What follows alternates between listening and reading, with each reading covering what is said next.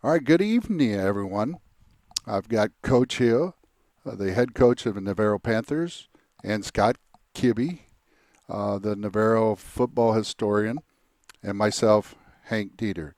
Coach, thank you for joining us tonight. Thank you all for having me. Well, Coach, last week you met up with a perennial in 4A Division One. That's Lavernia, and I thought you did pretty good.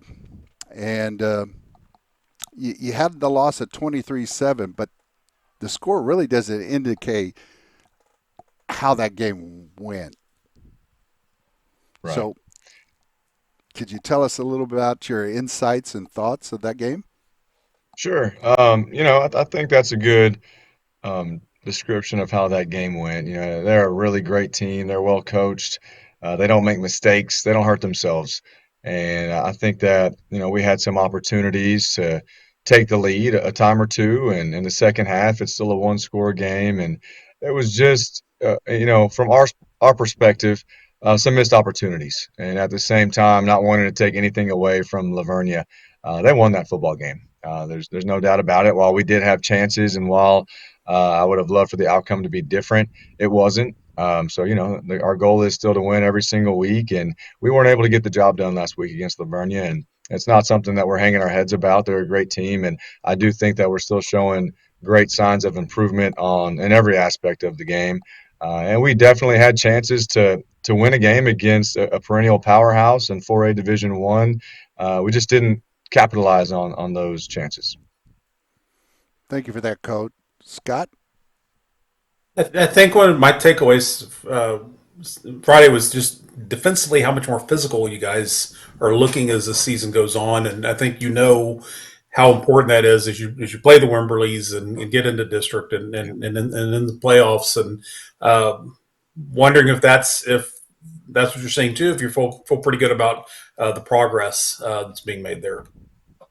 It is, yeah, and that's something that we're preaching constantly. And we definitely have a different style of tackling. We teach it a little bit differently than some other schools out there, and it took some time to click. We don't have spring football; we couldn't get padded up, and like everybody else, we're waiting until early August in 4A, and for the first time, for you to be doing a different style of tackling and a different style of defensive line play. I think that we're starting to grasp that style and excel with it. And what that's allowing our kids to do is play much faster. They have the freedom to play fast and just trust that it's a team effort on defense. And they're trusting now that the other 10 guys out there are doing their jobs, which allows you as an individual to play more freely and play fast. And fast football teams, especially on defense, tend to have success. All right, Coach, thank you. Now, we get to the game of the week. Wimberley, most Navarro folks just love this week. They like to call it Wimbo Week and gets everybody fired up. So, you know, tell us about this week so far. How's practice going, and what do you think some of the challenges that Wimberley presents? Yeah, it's definitely a big deal in this community and at this school. I was dropping my or walking by the elementary school. My daughter's in first grade over there, and I had some little kid. Man, I don't know if he's third grade or what, but he told me Happy Wimbo Week, Coach, and I just thought that's pretty dang cool that we have these little kids fired up about this game and about Panther football. But they definitely present a whole nother set of challenges, much like last week and the week prior. They've got a team that has an established culture, and they have a team that believes that they're going to win because they have a track record of many decades of having success. So what that allows them to do year in year out is just stay true to that culture, and they've built that thing up really really nicely. So credit to them, credit to their coaching staff, and their previous head coaches that helped to build that, and their new head coach that's sustaining that. They're going to be a tough team and very physical, and they run great schemes offensively and defensively, much like the teams that we've been playing lately. And we talked about our physicality a little bit a few minutes ago, and I think that's something that we're going to need to bring to the table. And that needs to become our DNA, and that needs to become who we are as a team, as a physical, tough-minded football team trying to win the line of scrimmage. And I think if we do that on Friday night, that's going to give us a good chance. Scott? When you look at their roster, they're very young, and the players. I think Hank and I would both say the quarterback they had the last 3 years, Stover, is one of the best athletes we've seen at this level. Uh, but they have, despite even with that youth, you guess you have to take a look at it. They had so many blowouts the last few years. They were having, Right. you know, backups are in there by halftime in most of the cases. Did that help? Does that kind of help why they don't seem to have as big a transition that those guys seem ready to step in? You might be right that they got meaningful playing time last year. So some guys that were in backup roles got to play in a lot of district games and a lot of playoff games, and that matters. Reps matter not just in practice, but doing it under the lights on Friday night is a totally different experience. It's something that is impossible to duplicate. It's impossible to simulate in a practice, and the only way to do it is to get out there on a Friday night. So they have some kids that have had opportunities to do that in years past, and they are a younger team. And what they've shown me on film is that every single game they've been in, they fight their butts off. I mean, they're competing constantly. They got down really big against Canyon Lake, 35-7, I believe, and they didn't change their identity. They didn't start calling different plays. They didn't start getting desperate and dialing up random stuff on defense. They just stayed true to who they are and came back and won the football game. So that's what sticks out to me the most is regardless of how the game is going, they're going to play with a relentless effort, and we're going to have to match that. Well, you remind me of something when Coach Code first got here, and we'd talk about each week, running slot T, what's the other defense going to be? He'd say, well, they run a certain defense, but for us, they'll crowd the line of scrimmage or they'll do something. Yeah, When it came to Wimberley, I asked him, and he said they'll do what they always do. Doesn't matter that's what you right. doesn't matter what you're doing. They're going to stick. They're going to stick to what they do, and maybe that's a lot of their Yeah, success, I they, guess. they believe in it, and their coaches and their athletes believe in it. They trust in the system, and I think that's what's allowed them to have so much success. They're not going to change for anybody, and to be quite frank, neither are we. We're going to do our stuff, and our goal is to do what we do better than they do what they do, and in the end, that's what's going to win the game. Is there a specific player on offense that we need to focus on for Wimberley? Like Jacobs? Unfortunately, there's a few. Yeah, there's Yeah. a few to focus on. They've got a few different running backs, three or four different guys, 20, 22, 17. There's a couple other that I'm sure I'm forgetting right now, but they seem to rotate some players in there. A lot of them two-way and play defense as well. Some of them are outside linebacker, defensive back type of players. But the thing that sticks out is regardless of who it is carrying the football, there's not a drop off. All of those guys can carry the rock. Offensive line does a really great job opening up holes for them, and they finish runs with a good physicality. They're always leaning forward. They never are getting driven back. They finish their runs, gaining 2 extra yards. And then they've got a couple talented receivers. Number 12 has stuck out, making a bunch of plays for them this year. And, you mentioned their previous quarterback for the last several years was dynamic, and they've replaced him with another dynamic quarterback that he appears to have a great arm. He's really calm and collected in the pocket. If there's pressure around, he just steps up and finds a nice spot in the pocket and keeps looking downfield for a receiver. So offensively, quarterback's good playmaker, number 12, and then whoever they decide to hand the football to is going to be a good player. All right. Good answer, coach. And on Unfortunately, yeah. defense, the front line, they're always very dynamic, and and I know they're linebackers too and secondary, but it seems like it always starts with their front defensive line. Yeah, they're really sound. They play with great hands. They're very gap sound, and they tend to move a whole bunch as well. So they'll have whole line slants. They base out of a three down front. Now they've shown some different fronts, some four down, and some different variations of that. But they can get to it with the same 11 guys. So some teams they'll sub in a bigger package, and you have a tell that hey they're about to change their front. Not these guys. They just use the same 11, and they'll move them around to get to some different looks. And the defensive line, like you mentioned, they move really well. They're quick to their slants. They do not lose their gap integrity. Sometimes teams that move a whole lot, sometimes they'll jump a gap too far over and lose integrity and get creased. They do a really good job of staying sound with their gaps.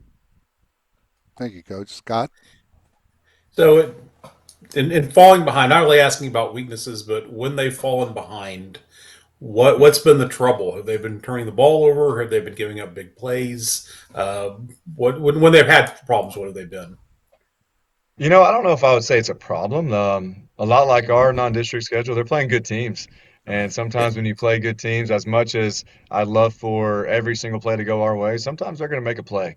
And that's all that's happened. They've had a couple of good players on other teams, break a tackle here and there and go score. So just creating some explosive plays, nothing that is out of the ordinary. I don't think they're having any missteps or miscues or bad play calls. They're just playing really high quality opponents. And sometimes when you're playing high quality opponents, they make some good plays. Okay, coach. So what do we have to do to be successful on offense against Wimberley? Consistency, consistency, and I feel like we've been talking about this the Yeah. last couple of weeks. Same thing last week. We got in the red zone, I believe it's 4 times, and came away with no points. And some of that's self-inflicted wounds. And while we were playing a great team and maybe the best defense we've played so far this year, last week we were still able to move the ball. We just got to continue to sustain drives and not have the one mistake that becomes a drive killer. So continue to take care of the football.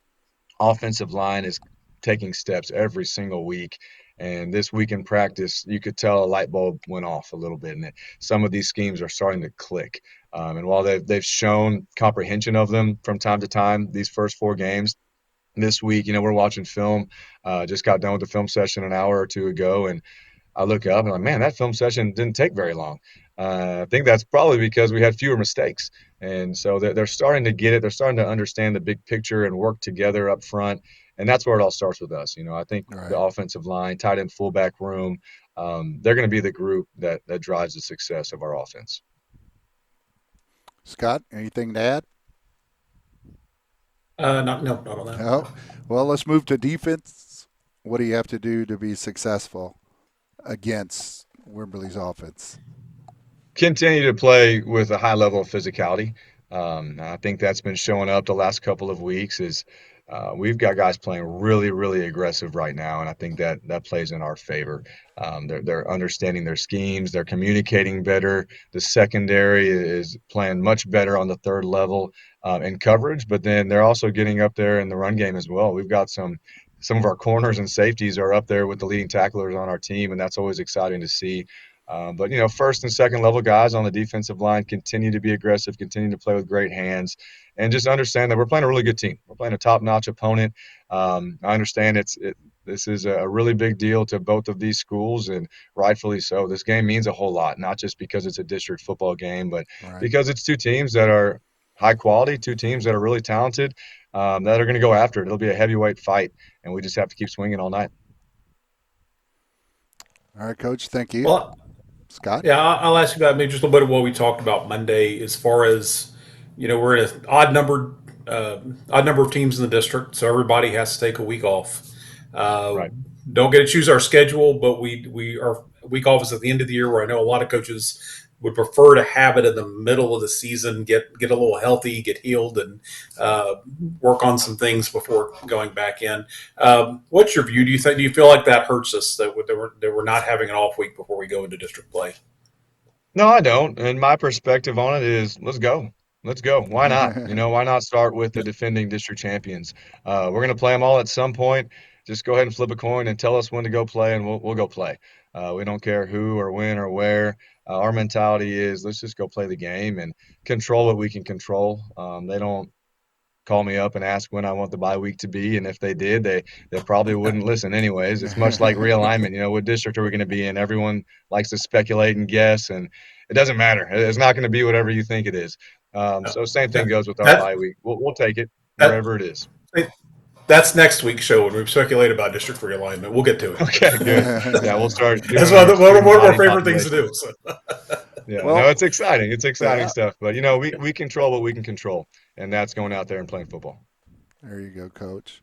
Well, now one phase of the game that I thought looked really well was the special teams. They made some big plays Yeah. on kickoff returns. Um, we looked good. Absolutely. Yeah, we had 2 big kickoff returns, and field position matters. We show the guys every single game day a chart of where you start your drive and how many points per drive that adds up to. And it's pretty astonishing to see every 10 yards closer you get, it's adding points to your average drive. So they've taken a lot of pride in those units. And, sometimes, like our punt team, I thought played really well. And that's not something typically a coach wants to get on this show and brag about Right. punting the football because no one wants to punt. Everyone in the stadium's upset when you send the punt team out there. But our defense is playing at a really high level, and we're trusting that we can pin them deep, and defense is going to get the ball back to us. There's a couple times last Friday that we're punting from about the minus 40-yard line. We pinned them deep, and we ended up getting the ball back in better territory. So learning to trust each other, learning to trust all three phases. Offense has to lean on defense, and they have to lean on offense, and we all have to lean on special teams. All three of those phases have to have success for us to have a good game. Yeah, we even commented on the broadcast how we flipped the field on that particular Mhm. punt. Right. Absolutely. All right, Coach Scott. All right, we'll get to our three keys to victory. Man, I'm Yeah, three stumbling keys. here. All good. No, three keys. We need to sustain some drives, need to generate explosives. We've been very steady, I feel like, but time for us to get some chunk plays. And then same thing goes on defense. We need to limit theirs. We need to understand that they've got talented players, but if we trust our assignments, if we do our jobs offensively and defensively, I think there's been evidence here the last several weeks that we can play with anybody. Anybody in the state. I don't care if they're 4A, D1, 5A, if defending semifinalists, whatever it is. Our team is getting a level of confidence right now that they truly believe that we belong up there with the big dogs. So we need to do that. Just be consistent, generate some great drives, limit what they're doing offensively. And, it all goes back to those three things we always talk about: the explosives, the kicking game, and then taking care of the football, seeing if we can't take it away from them a couple times. All right, thank you, Coach. Any final thoughts, Scott? I just think one of the best things about high school football is rivalries. You probably had some when you were in high school. My school I went to had some big ones. When Hank's boys played, Wimberley was a big. This is a very big game. It was always determined the district, and had some really intense, fun nights with those. So I Yeah. look forward to. I know they've got the best of us the last few years, and maybe it's meant less, but I'm looking forward to hopefully this year or very soon at least kind of get that rivalry going and again and really get it back to what it wasn't even more. I don't think Navarro has had natural rivals. Marion maybe at one time, Right. uh, but it's been good to developing the one in Wimberley, and you're talking about your rival with one of the best. We talk about Wimberley and Cuero, your rivals. You're in good company. Yeah. So Right. Yeah. That's right. looking forward to Friday and really kind of getting into that rivalry hot again like it was. Absolutely. No, it's going to be a fun night. I'm looking forward to it. Well, gentlemen, great show. Thanks for all the information, Coach, and we wish you all the best of luck. All right. I appreciate y'all. All right. Well, Hey, that'll do thank you. it, folks. Coach, any last words? No, sir. Let's have a good night on Friday and go Panthers. Thank you. Go Panthers.